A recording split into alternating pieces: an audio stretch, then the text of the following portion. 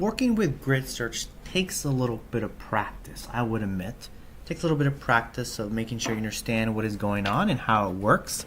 It could be a little more, it could be also confusing when we throw in pipelines into the mix. The examples we've seen before only work on, we're not working with pipelines, we're just working with just one machine learning model, one step, one estimator, not a pipeline that's going to encapsulate multiple estimators into one object.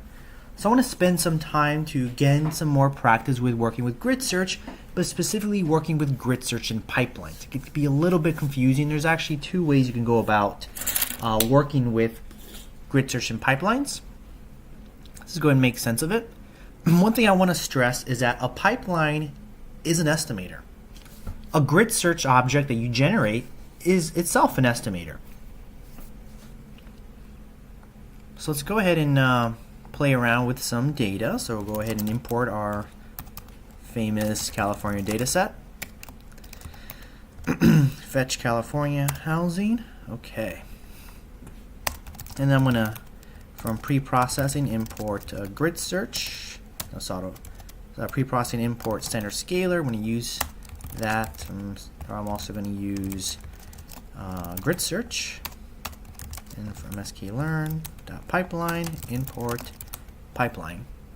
And let's see anything else. Yeah, let's just I'm going to import a machine learning model to use. I'm going to use Ridge. Could be anything. Just going to use Ridge for illustrative purposes. And I'm going to say from sklearn, let's start practicing using train test split. I believe it's in model selection, import train test split. In fact, I can just tack that on there. Train test split. Go and run this. Okay. And then, as always, let's go ahead and get our data. Fetch California. Data, Y's, and targets. Let's do our train test split.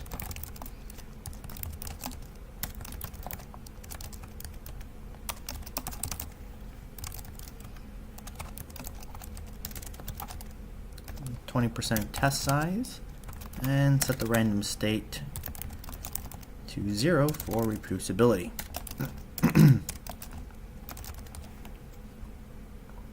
Okay, we got that up and going. All right, so let's say we want to construct a workflow. And let me open this up.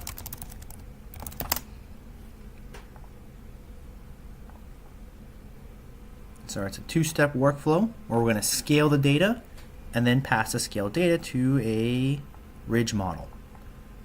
Scale, and then ridge. Okay, so let's use pipelines to encapsulate this right here. So let's see, pipeline, so scalar step, standard scalar. And the second step is my regressor and bridge. There you go. All right, train my pipeline, and let's see how well it works on test set.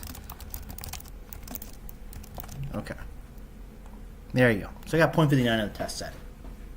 Now, what if I wanted to tune the ridge's model's hyperparameters? I'm going to tune its hyperparameters. It has a key hyperparameter called alpha. That's what I want to tune. Pull out the documentation. All right, there is the hyperparameter I want to tune there, alpha. Okay. Now, remember, pipeline is an estimator. So what if we pass our pipeline into grid search? So I'm going to call an object called grid search. But before that, let's go ahead and see something with pipelines. There is a getParams method which will return all the parameters for the pipeline. And notice something here. Notice we see the name of the step where it comes into play. You can view pipeline is going to absorb all the parameters and hyperparameters for things like standard scalar and ridge. In order to differentiate those absorbed values, it's going to take that name we passed it. Take that name we passed it during creation and have it be a prefix.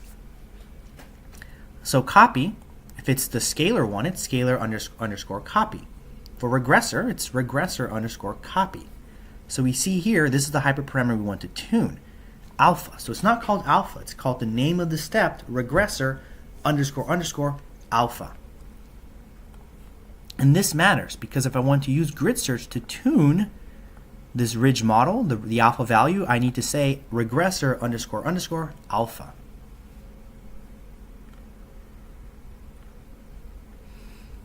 So now my param grid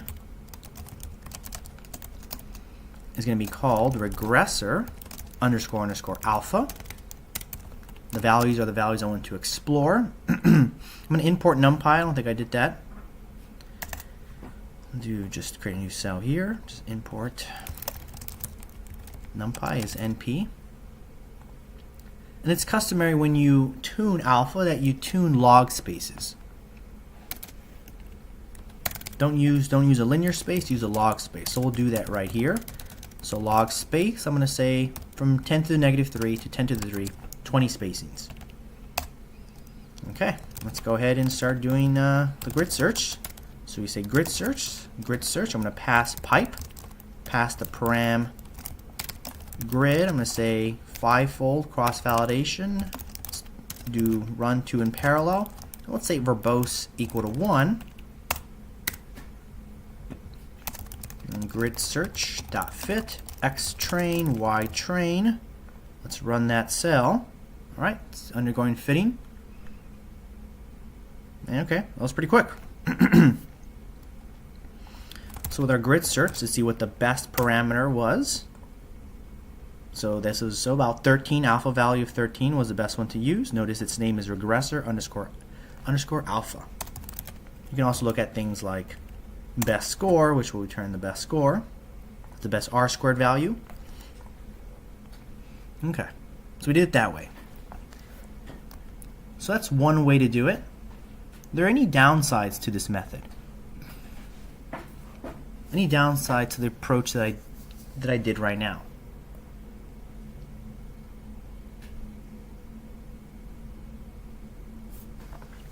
So what's happening is that even though, so here it takes around, it's very quick to train, so you don't see too much of a penalty. But notice when I call the fit method of our grid search object, it's going to fit. It's going to do k-fold cross validation, and it's going to fit, in this case, 20 candidates of my pipeline. So every time it's going to undergo the training process, what it's going to do is has to take the standard scalar, it's going to refit it, and then fit our regressor. Use a different value of alpha, it's going to refit standard scalar, and refit alpha, and refit ridge for a different alpha value. So by passing a pipeline to grid search, it has to refit all the estimators that are upstream. And that might be a problem because in this example here, I only want to tune the hyperparameter for that last step, for that ridge model. But doing the grid search, when I do grid search, it has to refit all the estimators upstream, all the estimators that belong to the pipeline. And that might be a little slow. In this case, standard scalar is very quick to train, but if I'd done a different estimator that is computation expensive, I have to do all these refittings that aren't necessary. There are several ways to go about this to fix this issue, and one of them is to make use of this feature called memory, which is a relatively new feature in scikit-learn. Let's go practice with it.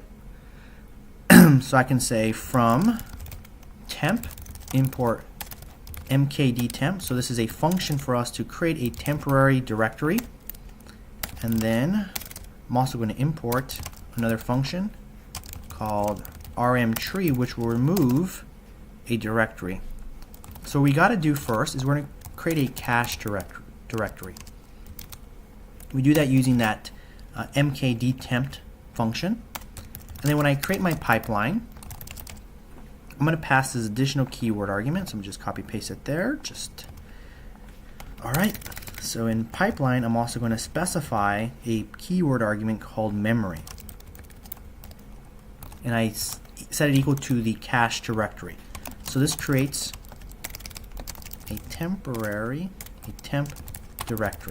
And what's going to happen is by setting this keyword memory into this temp directory, what it's going to do when I use something with grid search is that if grid search says, hey, I've already trained this estimator with this value, there's no need to retrain it. What I'll do is I'll cache it. What I've been doing is I'm caching those estimators. In other words, I've taken an estimator, I've trained it, I fit it, and I'm going to cache it to disk. I'm going to save it to disk, such that if later on I have to reuse that estimator with the exact same parameters, I'm not going to refit it. I'm going to load that cache file into memory. So hopefully this will speed up operations. You'll see a lot of speed up if these estimators are slow to train. In this situation, standard scaler is very quick to train, so you're not going to see that much of a performance gain by caching these estimators. So then once we create that pipeline, we'll just go ahead and go back to the original things we did. X train and Y train. And then we should run this. And there you go. And if you're wondering, one thing we can do here, we can go ahead and open up a terminal. Let's see if we can find that. Open up a terminal. Let's see if we can find that cache directory. Let's see. Okay, there you go. I believe this is a directory.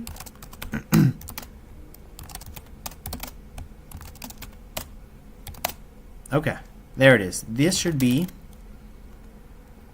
where it's caching all those estimators here, if you're interested in where they're being cached.